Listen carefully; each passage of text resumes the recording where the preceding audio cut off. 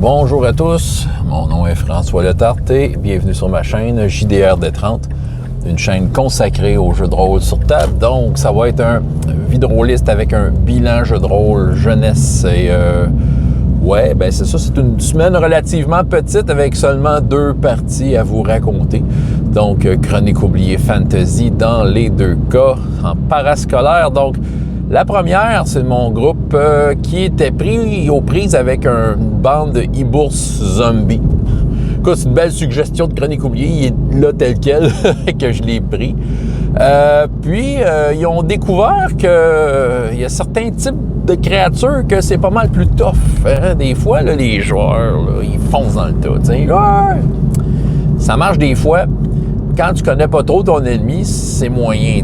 Bon, l'e-bourse a un genre de réduction de dommages, ce qui ralentit le combat, en fait. Puis, en plus, il y a une affaire que j'ai remarqué dans Chronique oubliée. Moi, que je trouve bien intéressant, soit dit en passant, c'est que quand il y a une créature qui fait des dommages, là, on parle pas d'un ennemi qui est un humanoïde, là, plus ou moins la même race classe que les personnages, mais mettons une créature fantastique qui fait des dommages. Ben, je te jure qu'un enfant en hostique. Mais tu sais, dans quel sens? C'est que elle va avoir des bonus assez faramineux. Tu sais, un personnage joueur, quand tu te bats, tu sais, t'as quelqu'un avec son épée qui va frapper, puis tu sais, il va avoir son bonus de force, là, plus 1, plus 2, plus 3, plus 4, des fois plus 5, mais tu sais, ça ne va pas plus loin que ça, tu sais. Moi, qu'il y ait des armes magiques, bon, qui s'additionnent à ça, mais en tant que tel, ça dépasse rarement le 5, du moins dans les niveaux où est-ce que je joue ces temps-ci. Mais des créatures, là, tu sais, des plus 6, plus 9, plus 10, plus 13 de dommages, c'est pas rare. Fait que, tu sais, l'e-bourse fait comme, bon, juste pour lâcher des chiffres de même, dropper des chiffres, c'était 3d6 plus 6 de dommages, une morsure. Ça te drop un homme, c'est un moyen temps. Tu sais, si tu fais en moyenne, là, tu perds 16 points de vie par shot, puis, tu sais, on s'entend, là, ça fait mal. Même si t'es haut niveau, là, le 16 points de vie de la shot, il paraît. Fait que là, il y en a un, là, c'est le chevalier de la mort Minotaur qui a foncé tout seul devant e-bourse. Je me disais, ouais, moi, je vais le dégommer. Puis il avait fait une bonne attaque, soit dit en passant. Là. Il avait réussi à faire pas mal de dommages, mais quand c'est venu le temps au e-bourse de le mordre, en fait, je pense qu'il l'a mordu 2 fois de suite.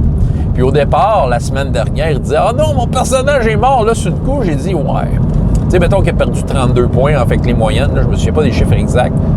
Je me disais, il y a plus que 32 points de vie. Lui, là, il est rendu comme niveau 6. C'est un genre de guerrier. Il n'y a pas juste 32 points de vie, mais c'est ça. Mais ce que je me doutais et ce que j'ai confirmé en vérifiant sa fiche entre les 2 games, c'est qu'en fait, il avait oublié de se guérir entre les 2 aventures parce que dans le fond, il y avait les points de vie de comment a fini l'aventure avant. Puis comme la séance qu'on a faite plus de mise au point, mais il avait juste comme oublié d'effacer ses affaires. Avec lui, il a repris sa feuille telle qu'elle était, puis c'est ça. Là, j'ai dit, non, il t'en reste. Mais sauf que, c'était très drôle, le gros badass Minotaur, chevalier de la mort, il s'est sauvé avec la queue entre ses jambes, là. Il a fallu qu'il repasse à leur tactique. D'ailleurs, mon fils, c'est la première fois qu'il joue son personnage en tant que tel cette semaine, puis petit kobold avec des poisons. Fait que c'est ça. Pour cadeau d'entrée, j'ai donné un poison assez efficace. J'ai décidé de le dépenser tout de suite. J'avais décidé que ça pouvait marcher sur des ours hiboux. Fait qu'il l'a comme cassé à terre sur un potentiel chemin que les hiboux prendraient. Puis en effet, ils ont pilé dedans. Puis un des 2 a vraiment raté son jet de sauvegarde. Genre un naturel. Là. Il a fait un échec critique. Fait que j'ai décidé que l'hibou, c'était comme... ça l'avait affecté les muscles de ses pattes. Puis il était tombé à terre. Fait que ce qui a permis d'accélérer le combat du côté des héros. Ce qui était une bonne chose, en fait. Fait qu'ils ont pu partir en voyage après ça pour trouver le temple du dieu dragon noir. Et j'ai laissé le choix à la joueuse, puis avec son nouveau personnage, de décider quel genre de chemin qu'elle prendrait. Parce que c'était elle la guide. C'est un peu la raison qu'elle se joignait au groupe, tu sais. Fait que j'ai dit, tu connais la région. Il y a un chemin qui est rapide, mais qui est plus dangereux parce que vous allez traverser le territoire des hibourses. Il y a un chemin qui est plus long, mais qui est un peu plus périlleux juste à voyager. Fait que là, elle a décidé de les amener dans le chemin le plus long. Fait que j'ai décidé de créer une scène, j'avais pensé un petit peu d'avance, dans laquelle il passait par un plateau. Qui, d'un côté, veut dire, tu as une chute qui tombe du haut. Les autres sont sur le plateau avec un courant très fort. Et pas longtemps après, la chute se reprend puis ça tombe dans une falaise. Ça veut dire qu'ils sont entre une falaise plus haute qu'eux, puis une falaise tombante un peu plus loin. Puis, fait que là, il fallait qu'ils résolvent le problème de traverser le cours d'eau, tu sais. Parce que, individuellement, il y a un des joueurs fait de la télékinésie, puis il pouvait transporter les personnages et leur équipement, mais les chevaux, c'était un problème. Fait que là, il essaie de faire un pont, puis tout ça. Ce qui fait que j'ai comme créé un guet-apens. Soit dit en passant, quand ils ont fini le bataille avec les bourses, la montagne vers laquelle ils se dirigent, elle s'est mise à trembler. Il y a eu de la fumée qui sortait parce que, il y a une histoire de volcan qui était mêlée à ça. Puis là, quand ils étaient rendus au plateau à faire leur pont, il y avait aussi un autre élément qui avait été nommé des pixies lanceurs de feu. J'ai décidé d'en mettre un. Fait que là, quand ils l'ont vu, ils se demandaient bien ce qu'ils allaient faire. Fait que là, j'ai décrit une scène un peu loufoque de Pixie, dans le genre qu'il a regardé les personnages, il s'est pincé le nez, il a soufflé dans ses joues de l'air, puis il était comme enligné avec, au loin, la montagne qui, en même temps qu'il a soufflé dans ses joues, il y a comme une shot de pression de la montagne. Bref, il était capable de commander la montagne. Fait que j'ai décidé de créer un problème assez particulier à ce niveau-là. Fait que là, le cliffhanger, c'est qu'il y a des gros rochers qui vont s'écraser à peu près là où ils sont. Et que la bout de falaise tombante par rapport à eux, là, qui descend, le sol commence à se dérober sur leurs pieds. Elle fait comme s'écrouler, ce qui fait que ça va se raccourcir. Fait que là, on va partir la prochaine partie dans l'urgence de « on veut pas tomber ». Je suis sûr qu'il y en a qui vont s'essayer sur la Pixie, mais j'ai plus d'un tour dans mon sac. J'ai préparé des affaires. La Pixie tient entre autres un objet magique, ce qui permet de commander la montagne, et cet objet magique-là est protégé par des élémentaux de feu. Fait que là, les personnages, ils vont avoir des surprises, tout dépendant de ce qu'ils vont faire, parce que peut-être qu'ils vont être en mesure de l'affronter là, ou moi, son plan à elle, c'est de s'en aller, là, elle a fait sa joke, là, c'est comme un petit lutin coquin qui fait exploser les volcans, c'est ça. On verra bien. L'autre petite chronique oubliée. OK, ma gang d'enthousiastes. Là, ça fait quelques semaines que je touche vraiment au cœur. J'ai pas mal toujours les 5 mêmes. Hein? Au début, ça a été difficile. J'avais du monde qui embarquait, qui débarquait. C'est pas une affaire d'amis. C'est une affaire de chums. Il était comme 3-4 chums qui étaient comme pas directement reliés aux 5 qu'il y a là. Les 5 qu'il y a là, ils se connaissent un peu plus. Mais les 4 autres, c'est ça. Fait que c'est juste qu'un qui dit « Ah, moi, je trouve ça pas, je débarque. » Fait que les autres suivent, c'est ça qui arrive. Mais c'est un qui était super enthousiaste, puis non, finalement, il était tout seul de sa gang. J'ai toujours essayé de le faire plus confortable qu'il fallait.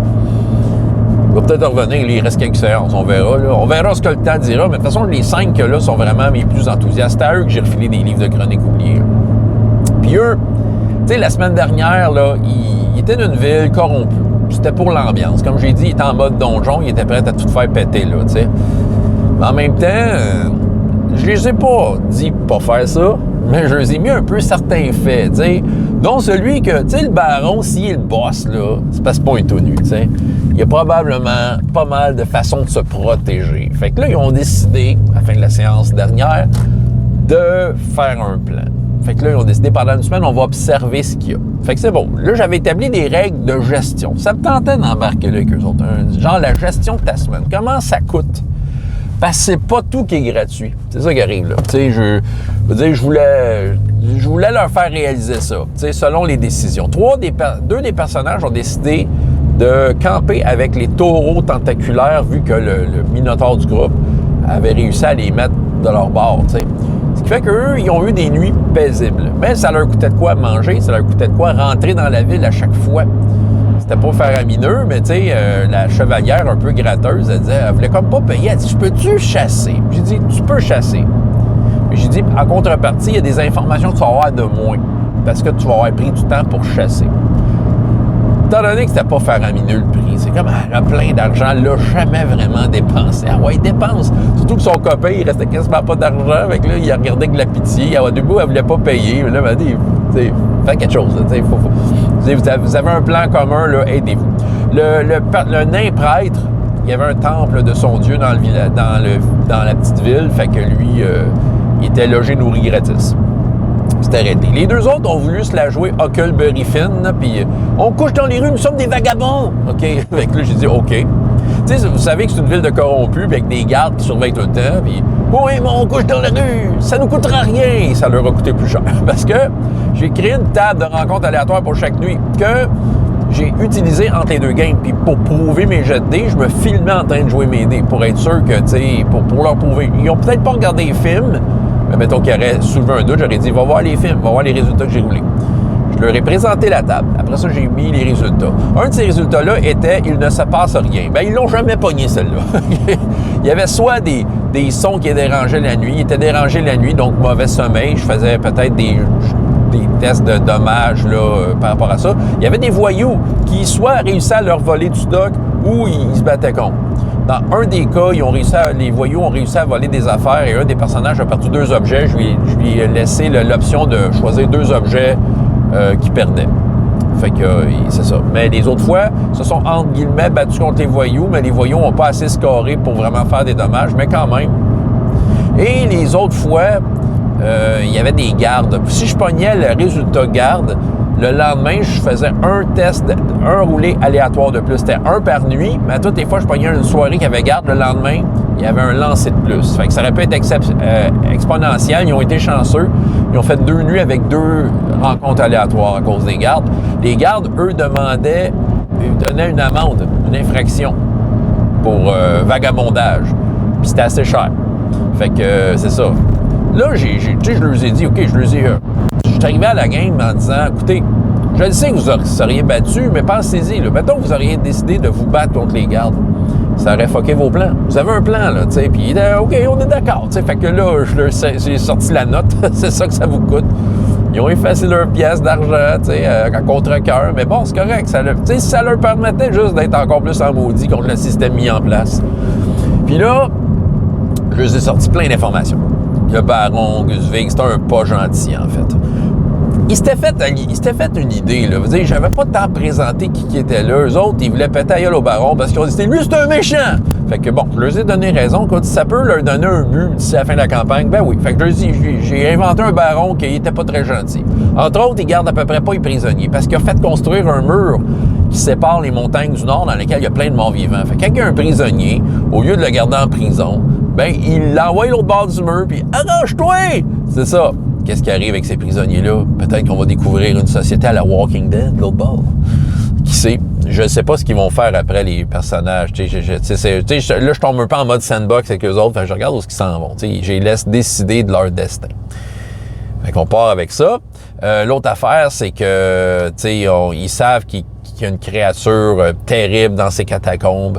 Ils savent qu'il a fait un pacte avec un vampire. C'est quelque chose que je leur ai dit, que je leur ai avoué. J'avais pensé un peu à ça. Il y a une place, c'est écrit nécropole sanguine. Là, il y a comme un lien. Fait que eux autres, ils ne savent pas encore. C'est comme une graine que j'ai plantée.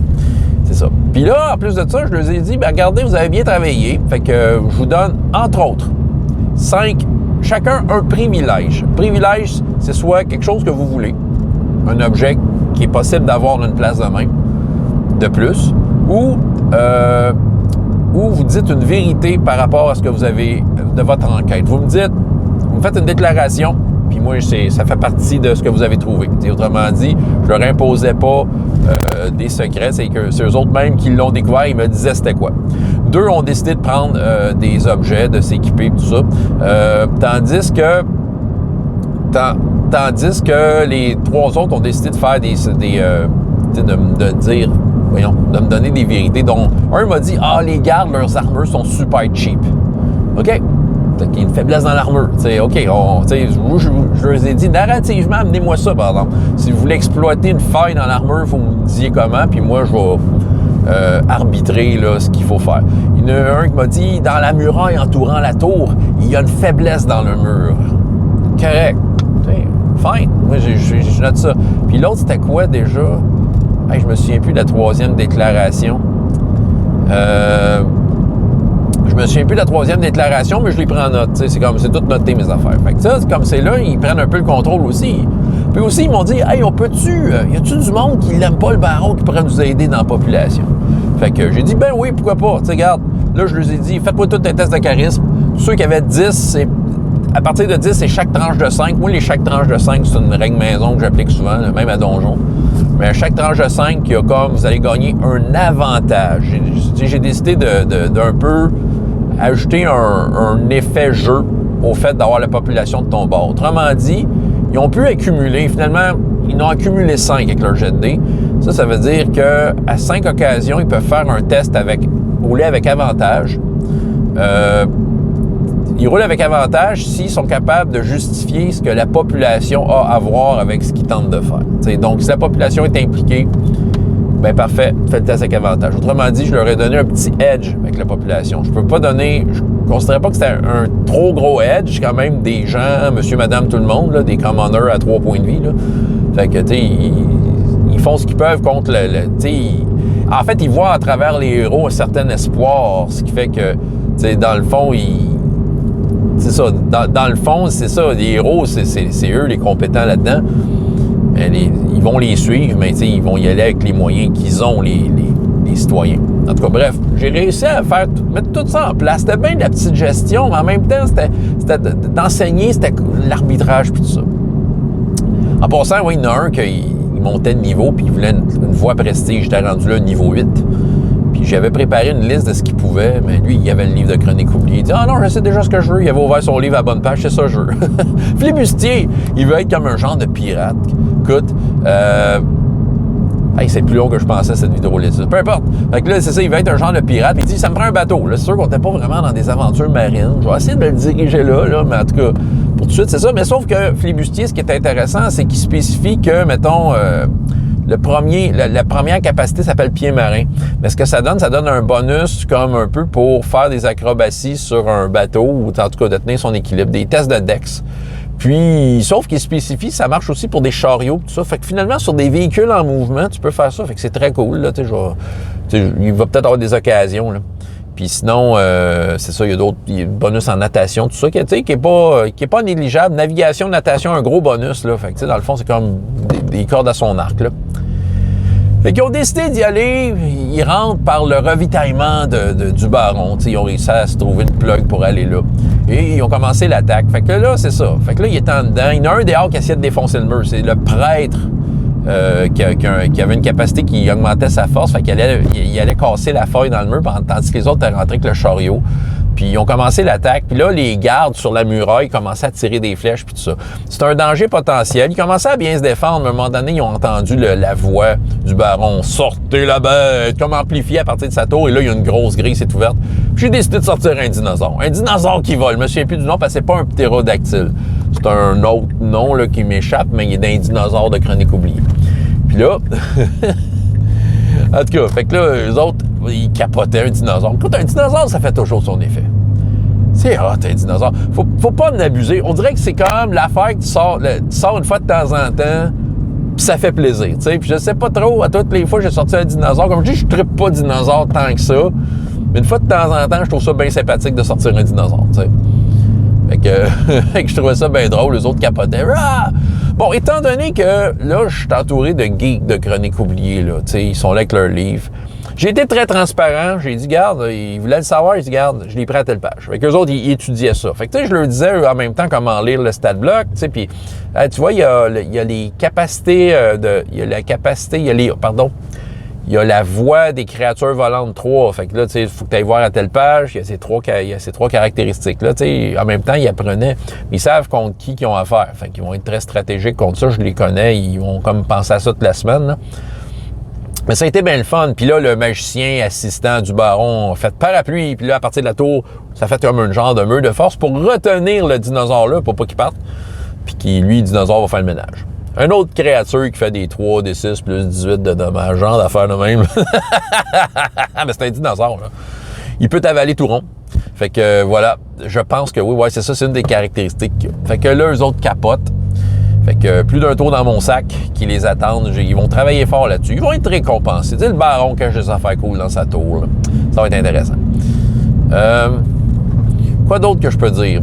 Ouais, ben c'est ça qui arrive. Là, j'ai su par la bande et ça m'a fait bien plaisir que ils se sont partis une game de chroniques oubliées pendant... Ils ont comme des périodes libres qui peuvent faire des activités, puis entre autres une salle de jeux de société là, dans l'école. Fait qu'ils ont comme probablement demandé est-ce qu'on peut, nous autres, jouer à notre jeu, tout ça. Fait que c'est ça, ils se sont partis des personnages, puis ils étaient tout contents de me raconter leurs exploits. C'est ces 5 là. Fait que tu sais, c'est le fun. Ils ont commencé à jouer ensemble à l'école. Je sais pas si ça va se poursuivre en dehors de l'école. Va leur dire que, hey, partez-vous votre game en dehors de l'école, c'est ça, tant qu'à vivre de quoi ensemble. Mais je sais que, à date, là, ils ont leur livre, ils checkent, là, ils sont intéressés. Là, pendant la game, j'ai vu feuilleter le livre des fois, il arrive de quoi, puis wow, j'en vois un sortir son livre puis regarder dedans, tu sais. Je m'aperçois qu'ils s'intéressent à comment ça marche, comment ça se passe. C'est peut-être, je ne sais pas à quel point ils voient les moments où c'est carrément des règles que j'ai inventées ou si c'est dans le livre, mais en même temps, j'essaie de leur enseigner à faire des arbitrages, juste parce que je passe mon temps à en faire. Toutes les petites règles que je vous ai racontées aujourd'hui, juste pour donner un petit edge, ça en fait partie. Ouais, c'est ça que j'ai à vous raconter. Hey, finalement, c'est un popé vidéo. François Letarte, JDR des 30, et jusqu'à la prochaine fois, il y a autant de plaisir dans la vie que dans les jeux. Au revoir.